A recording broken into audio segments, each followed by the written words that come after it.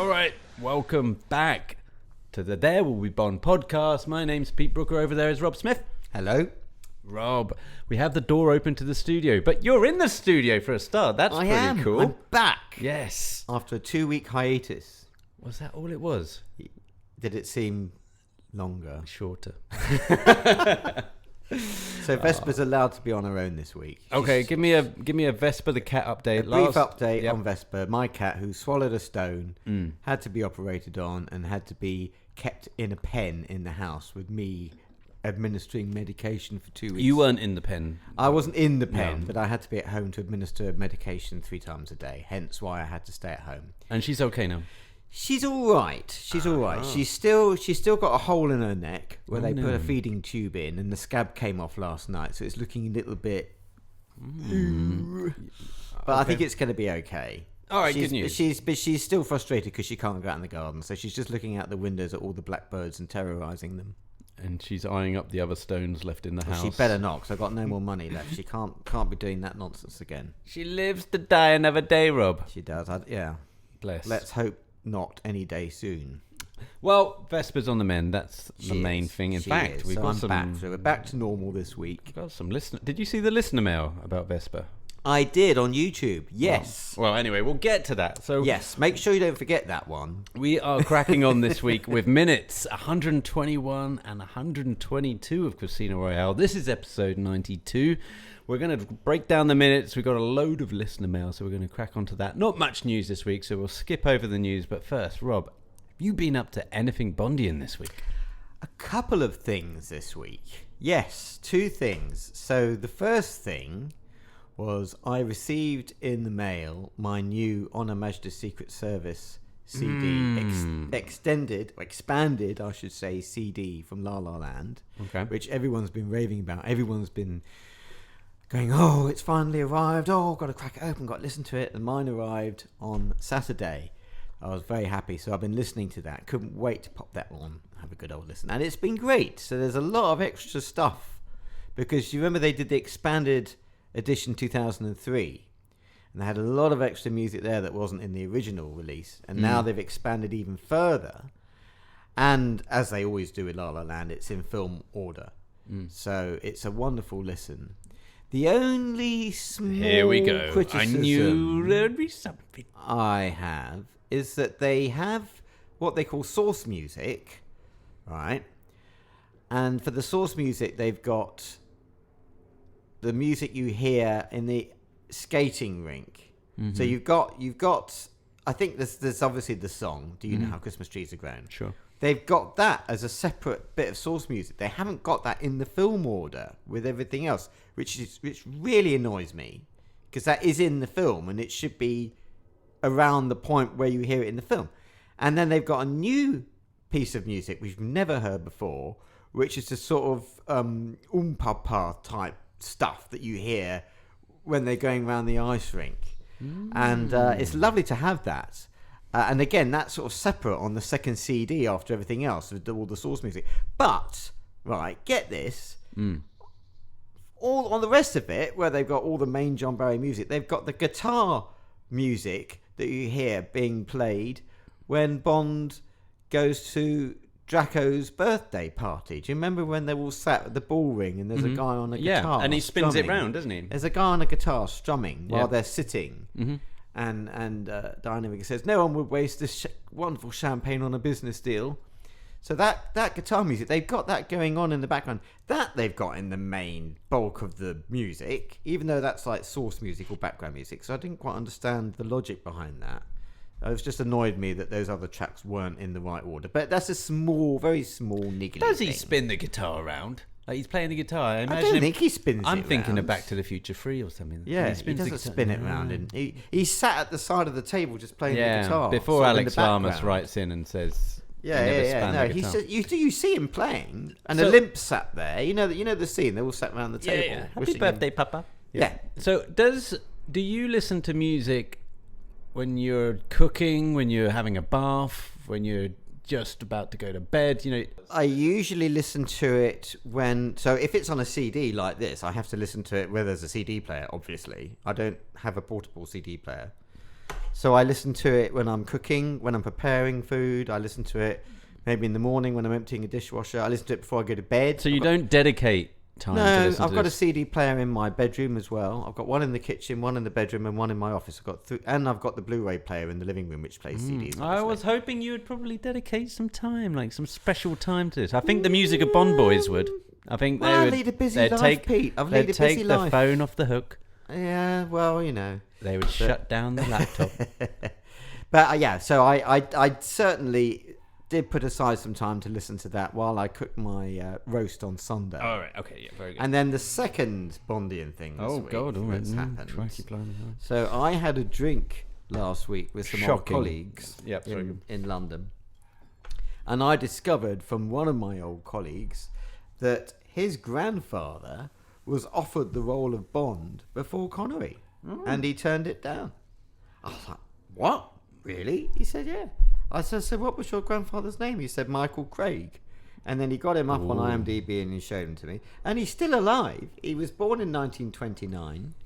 He's in his 90s. He's living in Wales with his wife, who's a bit younger than him, apparently. So who offered it? The producers? The producers, well, yeah. And then I looked this up and it is actually mentioned. Michael Craig, James Bond. It's mentioned in the book, Some Kind of Hero, which has everything. Yeah. Our mutual friends, A.J. Chowdhury and Matthew Field, who wrote that incredible book. Sure.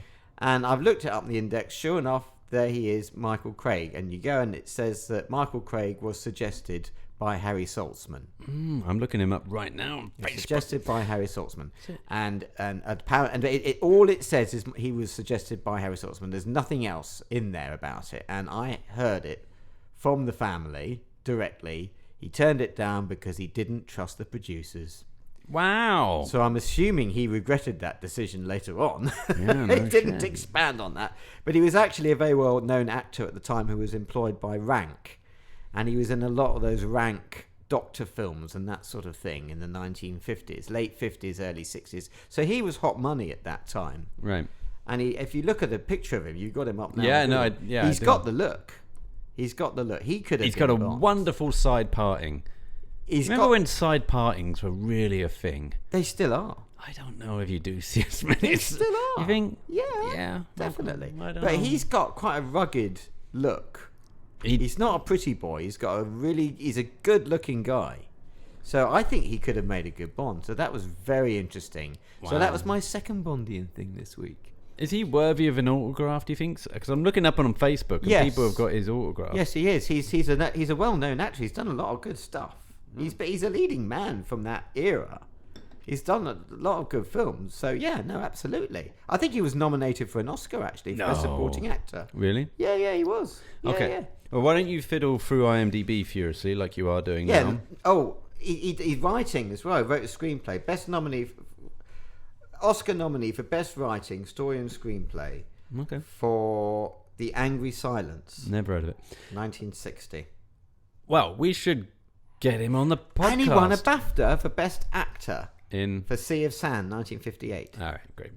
Very good, Rob. So you met someone whose granddad was offered the role. Well, offered the role by one producer. There's no confirmation that. Well, I'm sure he probably Both brought it offered to it. the other producer and said, "What do you think of him?" Right. Okay. Well, And they may well have had a meeting with do you him know what we because need he to? was offered the role. We need to get the passage from Some Kind of Hero and clarify exactly what happened. Well, all it says in Some Kind of Hero is that he was suggested by Harry Saltzman. Right. Okay. So he. But I think there's more to it than this. And my friend did say not many people know about this and it hasn't been well reported. He said, I've only ever seen it written down in one place. Well, tell him. Yeah, in a book by AJ. Well, and Matthew. yeah, I think he might have seen it somewhere else, a different source. Well, I tell you what, we're going around in circles, but we Yeah. should get him on the podcast and clarify it. Well, Will you he's give in him a his call? 90s. I don't think he knows what a podcast is. Don't be ageist, Rob. Don't be bloody ageist. Shatner went up into space a year ago and he's nearly 105 or something. I will look into it. I'll Yeah. ask his grandson if he'd be up for that. Yeah. And I think he's got all his faculties. But what about you, Pete? Have you done anything Bondian this week? Well, I have. Nothing like that, Rob. I didn't buy La La Land's record. And by the way, I should say that we've got the door open to the studio and we're only about 20 miles outside of Heathrow. So if you can hear planes going overhead, that's what that is. Okay. Well, do you know what? I've had a bit of a strange week where people have been inviting me onto their shows, which has been very flattering. So I had people, yeah. not person. Well, no, numerous people. Lots of podcasts. Not Bill Buconic, Bill Koenig. Oh yeah. He invited me onto the 007 files. Right? Oh, really? I think they're doing some A View to a Kill celebrations anniversary thing. He thought of you. Well, he did, but I opened up my phone at that point, and he Facebook messaged me, and I never use Facebook Messenger really. And I opened it up, and I accidentally, as I opened it up, put a thumbs up emoji. Oh no! When I opened it. Oh no! And then Bill came back with some dates, thinking that I'd agreed to it, which is okay. I said fine. Let's do it. I've already agreed to it with the emoji accidentally. I'm sure you would have done anyway. I would have done. I like Bill. I like those guys. They're good. But I would have, and it's a good podcast. But I would have probably fobbed it off somehow if I had a bit more time, or if I didn't agree to it immediately. However, they haven't got back to me. I mean, that was like at the start of the week. Then we had the music of Bond Boys. Oh, yeah, they reached out. Well, no, you reached out on their behalf, right? You said, "Oh, they've already spoken to me." So you've been interviewed already. I have. Yes. So you've done yours. Yes. And they haven't put it out yet. No, but well, it's lined up in their vault, ready for. It's in the tank. When Anyway, they've got nothing else. When they're desperate. I'm not sure who I was talking to. But they sent me a date, and I couldn't make the date because there's a conflict. But I said, yeah, I'd love to do it. Any other date, whatever you want. I haven't heard anything back. But in the meantime, I've been going through their back catalogue of the guests they've had on, because I don't want to pick a song, because they're doing like a guest takeover, right? And I don't want to pick a song that other people have taken. No, I had to do that. Yeah, so I went through... I mean, I've listened to the show like quite a few times, but I've just somehow missed the ones where they've had the guests on. And I've listened to... The Girlfriend. So I really like The Girlfriend. It was JW's partner. Was it Nelly or yes. Nelly? And I like the fact that JW gets up in the morning and he's got his Bluetooth speaker and he's like, "What do you want to listen to, hon?" I can't do his voice, but you know, he's got the speaker there. I'm like, I fucking love that. Like normally we wake up and we put the news on and we get depressed instantly. Or you wake up and you check your emails and you realise that you owe people money, and it's instantly like you wake up and it's the world's against you. No, but don't do that. JW wakes up with music in his head. Yeah. That's the way to he start knows your the day. secret of life, that boy. Yeah. Anyway, so JW's cool. Went through that. She had his missus had some really good picks, and I'd already shortlisted mine down. I think you're allowed 5 or 6, right? 6. I've shortlisted mine down to like 20 or so anyway. Yeah, and then you're gonna have to work on that. Yeah, I then got that. I then whittled that down. But then I listened to the Brian Dobson one. I thought I listened to his ones were dynamite. Well, unfortunately, 2 of the ones that he chose, I would have chosen. So I had to change 2 of mine. I was going to choose Kobe Docs, because that is not only my best music, it's one of my best favourite scenes of the entire franchise. And he knocked Kobe Docs off. Yeah. He knocked the Moonraker one off. Yeah, I was going to have that one. Flight into Space. Yeah, he's knocked that off. There was loads. Well, anyway, he had Trespassers Will Be Eaten was my other one. Yes, he done Trespassers. I mean, he's gone through the... Yeah, I know. I don't think that should be... No, it's not fair. Well, he can't just go for the John Barrys. He's or the George Martins, or whatever. So that's... But then I thought, you know what? I'm going to be clever. I'm going to try and find some other angle that no one's thought of. So I went through the Ian Fleming's Desert Island discs. And I thought, that'd be quite clever. Was he on Desert Island Discs? He's on Desert... Yeah, it's on YouTube. So you can Google Ian Fleming, really? Desert Island Discs. No, he was on and that. For Americans that might not be familiar with this... With Roy Plumney, he was the first presenter. Must be. Did it on must Radio be, 4. So they get guest presenters onto the... I think it was Radio 4 that did this. Yeah, it was Radio 4. Well, it still is. It's still going. It's still going, isn't it? Yeah. And then every week they would have a different celebrity or a person of interest, and they would go through their top 10 songs, and they would talk about the songs as it weaved into their life. So they'd tell their life story through the songs. So Ian Fleming had he had like 6 or 7 songs. I thought, I'm going to pick one of them, and that's going to be fucking great because no one's going to get that. And I was going through all these songs, and they're all so bad. They're really bad, but they're kind of like 50s, you know, like she's just 15 but not quite type songs. You know, all those creepy songs that were written by old men, and they're you know, she's turning 16 tomorrow, and I've got a heart on. You know, I can't fucking pick that one. And there was... Did he not have any classical music? No. Well, there was one semi-decent one, but okay. I would imagine Fleming to. But a lot of them were like classical. 50s. Look, they are okay. Like in terms of flappers music, that kind of ragtime 50s, whatever was going on at that time. Some of them were okay, but not. Oh, I definitely want to have this song above a John Barry number, or I want to have this. No. You know, this is not going to knock off Live and Let Die for me. You know what I mean? So, yeah, but it's on Desert Island. So I binged all of that, and I've been binging music of Bond, and been bloody loving it. Desert Island Disc is actually a really good way of finding out about people, about their taste, and about their lives. It's a brilliant show. I love it. Well, this one was a bit of a disappointment because not only did I not like the songs, but he didn't talk about the songs in relation to his life. He didn't say, oh yeah, I'm listening to this. Oh no. I'm listening to a bit of Back while I'm in Jamaica writing, you know, Man with the Golden Gun. Or whatever it is. He didn't talk about the songs in relation to his life. Give him the brief. I think now they say to them, you need to choose these records and you need to say why you've chosen these records. Yeah. But it's interesting hearing him talk. He's so articulate. In that kind of English auditorium. Didn't he go to Eton? He did, yeah. Yeah, well, they all talk like that, anyway. don't they? So that was it. That was my anything Bondian. And Very good. That's probably... We should crack on with the show, Rob, don't you think? We should, yeah. Okay. Hit it. I knew it was too early to promote you. Well, I understand double O's have a very short life expectancy. So your mistake will be short-lived.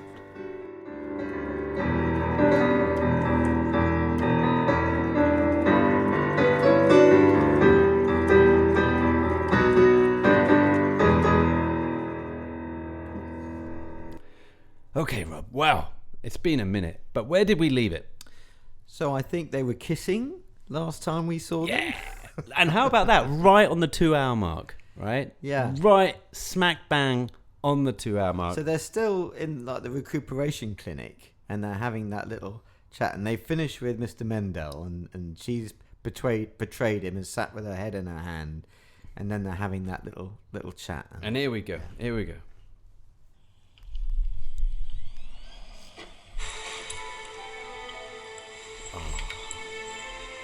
That music kicking in. Beautiful. The rain. Oh, you know it's romantic, Rob, when the rain kicks in. I think it was just raining. They said on the commentary they had a terrible time. Oh, did they?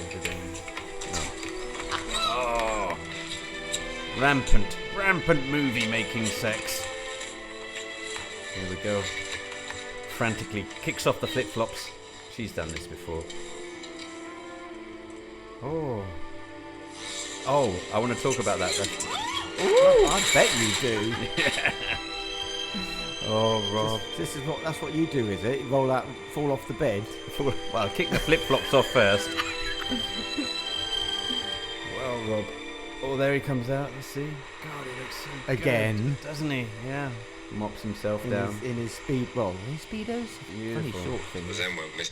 Oh, Rob! God, that's a shame. That was all music and us gassing over the top of it. And Bond has said something like it's a shame, and then we cut off. Yeah. Okay, well, whew, getting a bit hot in here, isn't it, Rob? All of a sudden, a bit hot and steamy. It is, yeah. Steamy windows. So, talk me through this. What were your takeaways? Well, my biggest takeaway from this is the music. Mm-hmm. Okay. That we talked all over so that it doesn't get taken down by YouTube. Yeah. But I'm sure our listeners know the scene and know the music. Yeah. And for me, when I was just watching this yesterday and doing my notes, I thought, God, that sounds like John Barry. It really does. This is why David Arnold is such a genius. He just nails it. He composes stuff and he orchestrates stuff that Barry could have done. You know, it's got that Barry sound. So those strings and those horns, very, very John Barry. It could have been something out of Africa.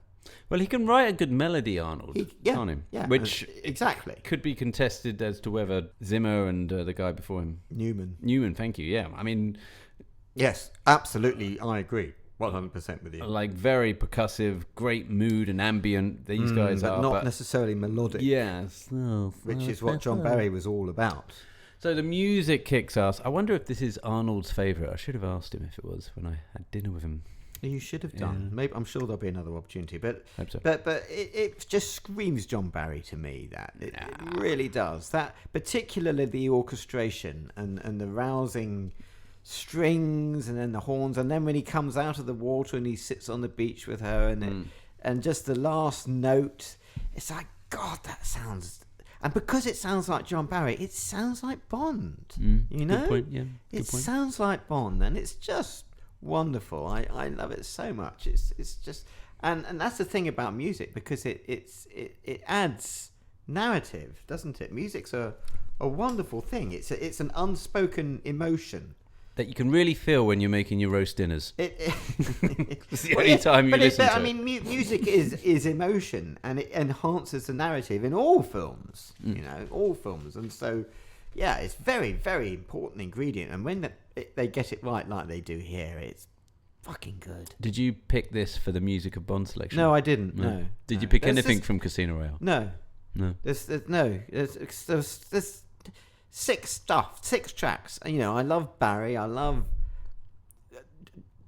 Arnold. I love Martin. You know, what do you do? There's too many tracks, so it's near impossible. But yeah, but that was my main takeaway from this. But it was yeah. On the commentary that I've got, Go for it. that you don't have. Yeah. With the director and the producer chatting. So they were saying that first bit of that scene where they're still in the clinic making out, they had a load of paparazzi on a boat taking photos during that whole 2-day shoot that they had. And they recorded When they cut to the beach, you mean? No. In the actual villa? Yeah. Really? Yeah. Well, both, I think. Both on the beach Well- and in the villa. Yeah. And they had police holding them back. I want to get onto that, later, maybe for the second minute. But go for Yeah, it. yeah. So it was Michael G. Wilson brought that up because he said it was a complete nightmare Yeah.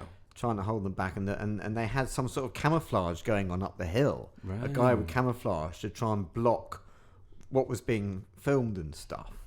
So I thought that was really interesting. And then, of course, we cut to the scene with the hospital bed, don't we? Where they come and jump onto it and then. So I've been rip in that each room. other's clothes off. Well, I peered into that room. But I thought that's a set at Pinewood. Well, I was told when I was in the villa that it's the map room. It makes sense that it's Pinewood, but Well, they said on the commentary it is Pinewood. did they? Oh, yeah. Okay. Very good. Well, that makes sense. Well, they lied to me in the villa then. They did. He said, "Yeah, we shot this at Pinewood," and they said we used this as a time transition to show that Bond is now recovered. Yeah. Because we've got to have some sort of time transition before they cut to the beach. So that's why they inserted. She's wearing a that different shot. dress, isn't she? Yeah, so this is obviously like later on, like a few days later, or whatever, and they're getting all a bit carried away after he's recovered. Wow. His clothes are really baggy, aren't they? Well, he's wearing the same clothes. He's not. He's is wearing he? like a grey He's like sweater really with a baggy white top. jumper. Well, he's recovering. He's got to be comfy, isn't he? He's Yeah, it got to looks have- shit, doesn't it? Yeah, he's supposed to. He's not supposed to be there in a fucking Brioni three-piece, is he? But it looks really like, I don't know. It just looks. No, dated. I like it. No, I like it. He's Don't just you think he's it looks recovering. dated? He's got nothing. He owns nothing. He's in hospital. These aren't his clothes either. So he's basically been stripped naked. I suppose they're not, are they? He's been taken to hospital and then he's now woken up in recovery. Are those the same clothes he's wearing in the previous scene when he sat there? I think, sure. Yeah. Okay. Yeah, I'm pretty You sure. just don't really see them because he's sat in the chair, probably with a rug over his. So neck it or looks like something. he's got like a grey T-shirt when he sat down talking to Mendel. Okay, so he hasn't got that baggy jumper. Yeah, on. It's that so- baggy so- jumper yeah. and those baggy trousers. You They don't look, like they those, look no. really like, oh god, what are you wearing? But anyway, that was just a something I spotted. But, Interesting. yeah, they fall off the bed, don't they? It's quite funny. Pull everything down. So when I saw this, I don't know what did I write down? Oh yeah, okay, two things that I got from this. First is I think there's a kiss trope that Daniel does. Oh yeah. Yeah. So when you see him like they scramble onto the bed, right? Yeah. Or the hospital bed, whatever it is. And she lies down and like, oh, yum, yum, yum, yum, kiss, kiss, kiss. And then there's always a little minute pause where he goes, oh, and he freezes, doesn't he? He wants to take it in. He wants to imbibe her beauty. And then yum, yum, yum, yum, kiss, kiss, kiss. He does that all the fucking time. He does it in No Time to Die. So when they check into the hotel with Madeline at the beginning, like they scramble into the hotel, don't they? And he's like, kiss, kiss, yum, yum, yum. And then, God, He just comes up for air. But then he does it. But that's a trope. That's what he does. He goes all in, gets a bit carried away, and then goes, oh, wait. I want to just savor this. That's probably just him. That's the way I think that's... You think that's him in real life as yeah, well? Yeah, I do. I don't think that's direction. I think that's him. Just the same as I reckon Pierce bites in real life. I think Pierce is a biter in real life. 100%. I'm with you on that. I don't think that was... That is 100%. I don't think that was direction. I think even Terry Hatcher's like, fucking Nora. Yeah, it's no wonder they didn't get on. He's going to leave me... my husband's going to pick up on that when I get back home. Yeah, I think he's a biter. So yeah, I noticed the trope. That's really interesting, yeah. Notice the trope. I'm going to be watching out for that now and subsequent viewings of Craig films. Well, I haven't seen Queer yet. Maybe he does it in Queer. Move your face. I'm going to be watching that. God knows what they get up to. Oh boy. So one other thing that I thought of, I don't know why, but because you only have the one angle where you see them come in and then they scramble, get on the bed. I did think it'd be funny if they're in like an airplane style. They panned out and there was actually other people in the room, like 10 other patients all on their bed with their drip feeds going on and going, fuck it out. I'm going to have to sit through this. Something like Out of Airplane. That'd be like very airplane-y. That would have been hilarious. Or Naked Gunny. Yeah, I love stuff like that. Yeah, so I think that'd be Mel good. Brooks does stuff like that. Have you seen High Anxiety? No. Oh God, it's so funny. It's in a mental hospital, and there's a scene where the camera is zooming in from the outside, and it's zooming up to the window, and they're all sitting there having dinner, and then the cameraman crashes into the window and breaks the glass, and they all stop and look, and then it slowly goes back again. It's just hilarious. It really is. It's genius. Something similar to that also, like if you had, you'd have a scene where someone would come in and you'd have all this movie sex, and then they'd be like, right, what are we going to shag on? Oh, there's a pool table. Let's shag on the pool table. And then you'd also pan out and someone would come, hey, like put a 50p down like on the side, because that's what you do in pool tables. It's my game next, mate. Do I have to wait for this? Yeah. Just take the 50p off and like. Anyway, so that's that. That was pretty much my takeaway. Well, Rob, I think we should crack on with the next minute, don't you? I think we should. And we're going to do that right after this. Wild and Hart British razors that look incredible. Yes, made in the UK. I know the owner, Paul. He's a good guy. Talks a lot of cricket. That's fine. He's not just making razors and talking cricket. He's making art. God damn it. And you can get 20% off. Taylors20 is the code. wildandheart.co.uk, the place to go. And these are not only safety razors, there's also special razors that are compatible with your Mac Free blades. And the difference is these handles are made from stainless steel and they just look the business. Check them out. The code is Taylors20, wildandheart.co.uk. There'll be a link in the show notes. Propstore.com, one of the world's leading auction houses for entertainment memorabilia. Yes, you may have seen me on Instagram doing my shopping list, my wish list, picking out the Bond props, old and new. You can do that. You can have fun with it. They can sign and sell props, costumes, posters, music memorabilia, comic, art, toys, and other collectibles through both live and online auctions, as well as items available for immediate purchase on Buy Now. Check these guys out at propstore.com. Rob's trying to find a photo of Eva Green with a fag hanging out her mouth. But in the meantime, Rob, we've got to crack on. Well, she's French. She's going to smoke like a trooper. We know that. Yeah, she is. All right. I can't find it. You can't find it. Right. Very good. Minute 122, Rob. Well, I don't have to ask you where we left it. We know where we left it. Bond and Vesper on the beach. On the beach. Here comes a mini confession of sorts, I think, from Bond. But let's find out. Let me crack this open. Let's go. For a couple of days.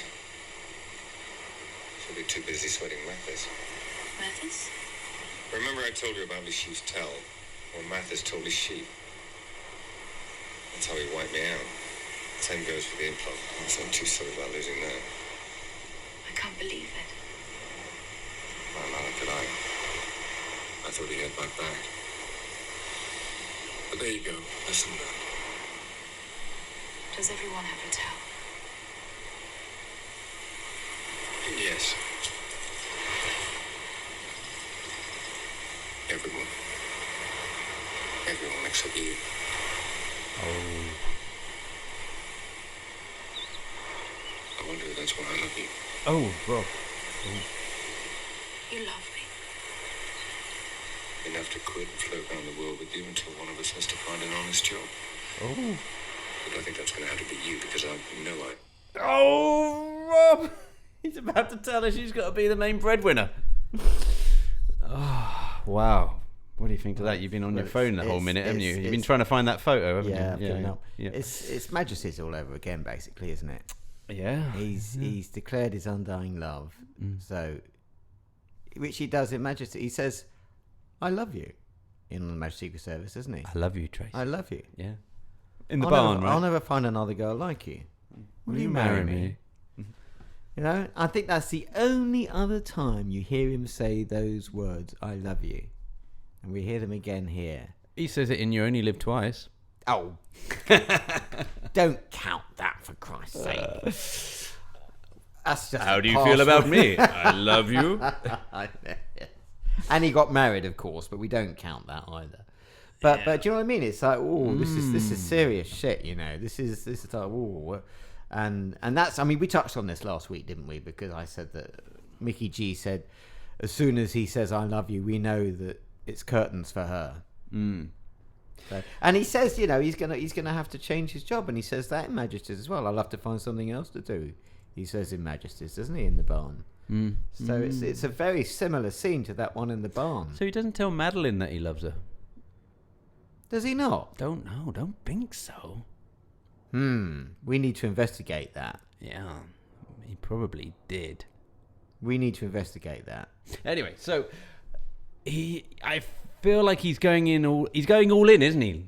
He is going in. Like he's back in the poker game, isn't he? He's like, that's why I love you. Yeah. That's why I bloody love you, don't I? And she's like, wow, that's quick. And he goes, yeah. And she loves him too, but she's betrayed him. I mean, he's just cutting through the crap cake right now, isn't he? He's like, let's get all of the other stuff out of the way. It doesn't matter. Don't want to hear about ex-boyfriends. Don't want to hear about your shag count. And let's just go, I love you. You love me. Let's sail around the world. Yeah. I don't think anyone really knew that she had betrayed him. I don't think many people saw that coming, you know. Well, I think this is why she's asking about the tell, isn't she? Because she's insecure. She's like, oh, does everybody have a tell? Can you see through me and my bullshit? Yeah. Yes. And she's very freckly in this one, isn't she? You can really see her freckles, which I like. She just looks gorgeous in every scene. She's very natural in this. She look because she hasn't got all that bloody makeup on like she had in the casino. She's looking gorgeous on the beach. Yeah. Okay. She really is. And this is in the Bahamas. They filmed this. So Nassau, right? Yeah. Yeah. So this is just down. It's the same beach where you see the construction site on the horse. I've done that. Then I've done that. I've walked bit, that. Yeah. Have you? Because we weren't allowed on that bit of beach because it's privately owned. So if you imagine it in your mind, the people that haven't been there, in the pre-titles where they have the fight and the run chase in the construction site. Sorry, just after the pre-titles. Yeah, after the title sequence. They had the chase with in the building Malacca, site. right? Yeah. That building site, if you imagine that's at the tip, if you kind of go back, you walk along the beach as if you're heading west, you'll then go along the beach, you'll then find the snake pit.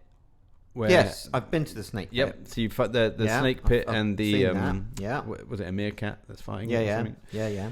So that's there, and then you go along even more west, and then you get to Albany House, and that's where that's Solange, privately owned. Yeah, and that's it's a private beach, and no one can go near it. So how the fuck you were trespassing?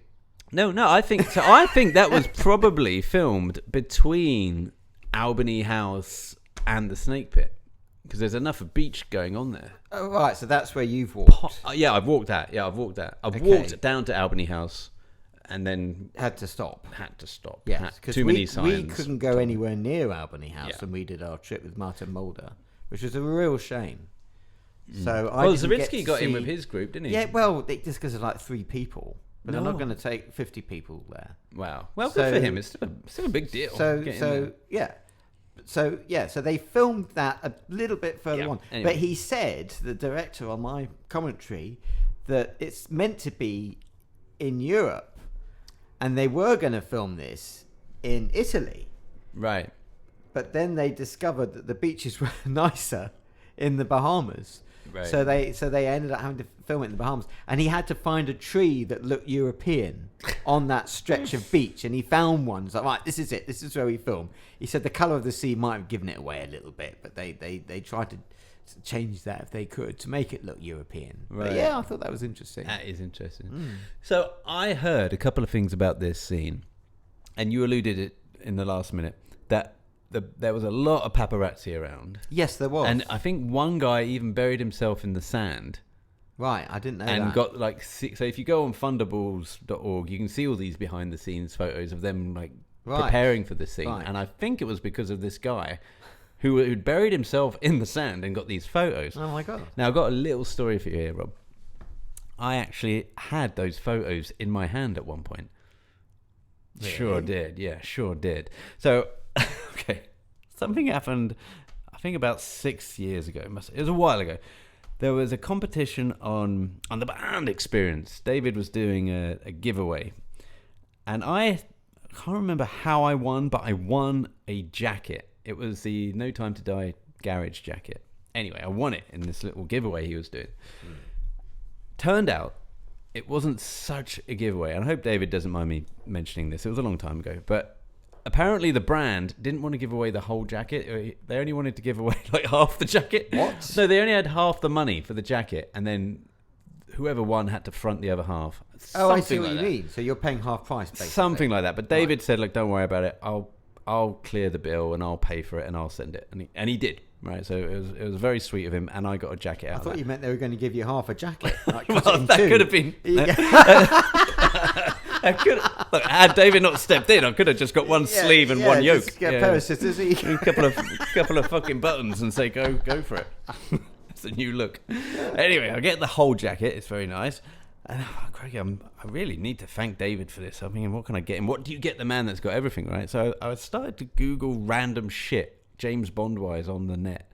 And somehow I came across this photo pack of behind-the-scenes Daniel Craig pictures in his trunks, in his swimming trunks, from Casino Royale. And I thought, fucking hell, that's weird. But may as well get them. I don't think David will have these, because it looks really, really exclusive. So I bought them, and then I sent it to him. I said, look, it's a bit weird, but just as a sign of a thank you, here's loads of pictures of Daniel Craig in his swimming trunks. And he goes, yeah, it's a bit weird. Thanks. I said, yeah, it was a bit weird. I'm not very good with those sort of things. But looking back on it, I wonder if those photos were the ones from the paparazzi guy that was buried in the sand. Could well have been. Yeah. Anyway.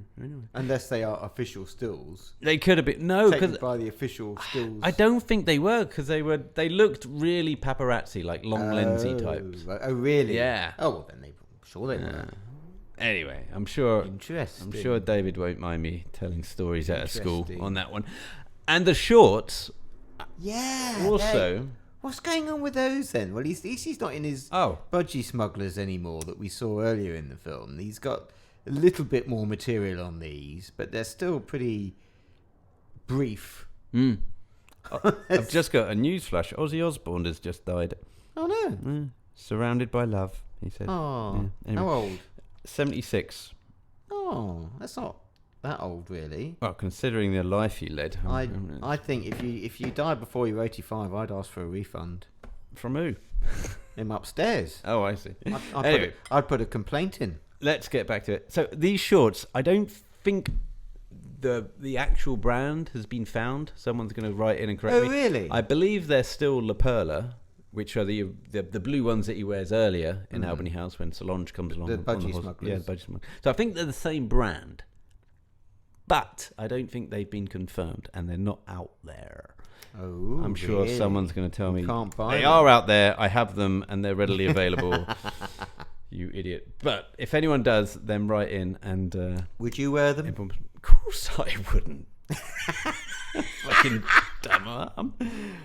I don't even get my nips out on the beach. What? No, very rarely. I like to cover everything You up. don't take your top off on the beach? No, I get burnt easily. Oh. Yeah, and I'm conscious. Self-conscious anyway. But you've got an all right body. Thank you. Yes, thank You're you. not overweight or Look, anything. it's not made out of tempered steel, but like for a 46-year-old, it's not too shabby. It could be a lot worse. Where are we going with this, Rob? Shall we get on to listener mail? Unless there's anything else you wanted to add. I don't think so. I think listener mail is a good place to go next. Okay, let's do some listener mail. Do you have any messages for me? I have a small surprise from your friends back at the barracks. Excellent. We have been granted an audience. Rob, listener mail. Okay, so by the way, if you would like to write into the show, there will be bond@gmail.com. Also, you can reach out on Instagram. There will be Bond if you want to do it that way. And we put the podcast out on the YouTube, and sometimes I read out the YouTube comments if it's relevant. Right, Rob. Okay, so this one from your friend Mark Ashby. Oh yes. Even more importantly, Mark, This is referring to my review of the 4K Correct. Sean Connery box set. yes, the nauseating detail one. Yes. Even more importantly is the dialogue clipped off, he says. In Dr. No, when he talks about going too fast from the airport, and more annoyingly, his James Bond introduction to Shirley Eaton in Goldfinger fades out before it finishes, Mark says. Dear, oh dear, yes. Well, yeah. Switch the mono on. Right? Yes. Otherwise, you're just going to get annoyed. But yeah, well spotted, Mark. Thank you for that. You didn't spot that one, did you? Well, I didn't think it was as important as the other stuff. Well, the James Bond is pretty important. If you fade that out. It's yeah. Fuck, it's pretty important. It's the only most it's- iconic line in the fact. Your face.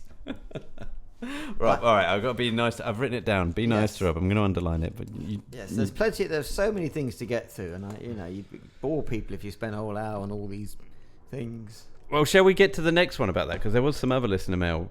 We had was there? the Bond enthusiast, Joe Silock. Oh, Joe Silock. Right. Yes. Great show, guys, he says. And I felt about License to Kill... oh, no, that's not... No, that's somebody else. Alex. Yeah, it's Alex Lamas. Yeah, sorry. I'm doing this out of sequence. That's why I'm fucking that up. Rob, says Joe, great analysis on the Connery 4K set on the latest podcast. While I didn't go as deep as you did on all the audio effect differences, I did mention the Goldfinger door slam, or lack thereof, and including video comparisons in my review. I'm pro door slam, by the way, he puts in brackets. Same for my Thunderball review. I have video comparisons of the Shark Pool exit audio and the end credits music's differences. Just wanted to set the record straight. Lol. So Joe puts clips in his comparisons. Rob. Yes. Yeah, I bet Well, that's look. Well, That's, he's on Instagram. This is a podcast. yeah, but he's making the effort. But we're talking about the audio difference. Yes, exactly. I wasn't talking about the video differences. But anyway, he mentioned the same thing I mentioned, in that there are various versions of Thunderball out there with different sound, different end music, and different lines of dialogue, and then they give you the option as to which one you want to listen to in Dolby Atmos or mono. So yes. So he mentioned that as well as I did. Yeah. I like how Joe... Have you noticed how some content creators, you'll be watching them for a while, and then every now and again you go, oh, they've upped their game. Like David Lee, you don't watch David Lee, but the James Bond dossier. I know who he is. But I'll be watching him and I'm like, oh, he's got a microphone now. Or he's doing something else. He's adding like an extra graphic to his YouTube. He's just figured out Canva or something like that. Joe's got this thing going on Instagram where he starts it and like the background, there's an edit that the background kind of goes crazy like Inception, and then he appears. And I'm like, oh, Joe's upped his game with the old video effects. That's nice. Yeah. No, not noticed. And we still can't figure out how to get a video on YouTube, Rob, of this podcast. We just put a thumbnail up and just put the audio behind it. It's fine. In the year 2025. It's fine. All right. After that, we have... let's get to Alex Lama, shall we? Got a jingle for Alex. Correct again, Mr. Bond. What a quick study you are. Great show, guys, Alex writes, and I feel about License to Kill exactly the way Rob did for the exact same reasons. But I had a change of heart when I found out that they had the budget cut by a third. License to Kill had a budget of 32 million, while The Living Daylights had a budget of 40 million. Because of this, they had to make sacrifices. They used a lot of TV techniques to save time on setups, such as 50mm lenses to flatten everything out, and overlighting a set so that they can move the camera around without spending a lot of time on setting up. As a result, it looks like a TV show. When I take that into account, I judge the film on purely the acting and the script. The film rose quite significantly in my ranking. The acting is actually quite good. The script is a phenomenon, and I think you mean phenomenal. And the action set pieces are fantastic. Removing the technical limitations, the film is actually quite good. Woman in Skyfall at the beach when Bond has a Heineken is just listed as Bond's lover. She doesn't have a name. Oh yeah, we wondered who she was called, didn't we? Yeah. Well, that's really interesting what he said about License to Kill. I didn't know that that they were restricted with the budget and they actually had to do those cutbacks on set with the lighting and the lenses and things. That makes a lot of sense now. That explains why it looks like it does. That's fascinating, actually. I wonder if Bond kisses, what's her name? Bond's lover in Skyfall. I wonder if he does the kiss trope. Where he's like kiss, yum, yum, yum, yum, yum. Pause. Do we see them kiss? Yeah, he throws her against the wall. Oh, yes, he does. Yeah, you can't forget that. Yes, of course he does. I wonder if he does the trope where he like kiss. Oh, pause. Take it all in. I don't know. But then he stops because he sees the news, doesn't he? No, he's already dumped her off by that point. He's having a beer in bed and then he walks down the bit. Yeah, he's not carrying on the sex scene at the bar, watching the news in the background. No, that's right. What's that? A terrorist attack? Keep sucking, sweetheart. That's why the TV's positioned over there, okay? Keep sucking. I've got it. I'll take it from here. We'll have to go back and see what he does, whether he comes. Yeah, I wonder if there's the kiss trope in that one. What have we, Thomas Felix Crichton from Fleming Never Dies. Oh, yes. What's he got to say? Oh, because we talked about the formula with the Bond girls, right? We talked about there's a Lucy, there's a casual one. I said that Roald Dahl had only seen Goldfinger and they gave him the formula when he wrote You Only Live Twice screenplay. Well, thank you to Thomas, because he sent us the snippet from Some Kind of Hero where Roald Dahl spoke about this, and AJ and Matt put it in the book, and I'm just going to read out a small paragraph. What the producers told Roald Dahl. So you put in 3 girls, he said, no more and no less. Girl number 1 is pro Bond. She stays around roughly through the first reel of the picture. Then she's bumped off by the enemy, preferably in Bond's arms. Girl number 2 is anti-Bond. She works for the enemy and stays around throughout the middle third of the picture. She must capture Bond, and Bond must save himself by bowling her over with sheer sexual magnetism. This girl should also be bumped off, preferably in an original fashion. Girl number 3 is violently pro-Bond. She occupies the final third of the picture and won't bloody die. Sorry, she must on no account be killed. Nor must she permit Bond to take any lecherous liberties with her until the very end of the story. We keep that for the fade out. That is so many Bonds, isn't it? Of course it is. That's pretty much every Bond you can think of, isn't it? Yeah. Well, it's a winning formula. It works. Why change it? Except in Quantum of Solace. Yeah, he doesn't get his he doesn't get his end away there, does he? Yeah, no. No. You're trapped in your cage. He's like, yes, I am. What do you think about that? It would have been slightly weird if they just went to a hotel somewhere in Bolivia and got their rocks off together. Would it? Well, because he's still traumatized with, Vesper and all that. Vesper. Yeah. God, just getting in the way, isn't she? Well, we're going to get onto that in the Patreon because there's actually something that we need to discuss there is. in the Patreon that kind of we'll get onto dovetails into that. But yeah. All right. Thanks, Thomas. Lastly, crikey, what time is it, Rob? Cracking. There's a lot of listeners. 7:05. On YouTube, so the cat community have chimed in about Vesper. Community. Yes.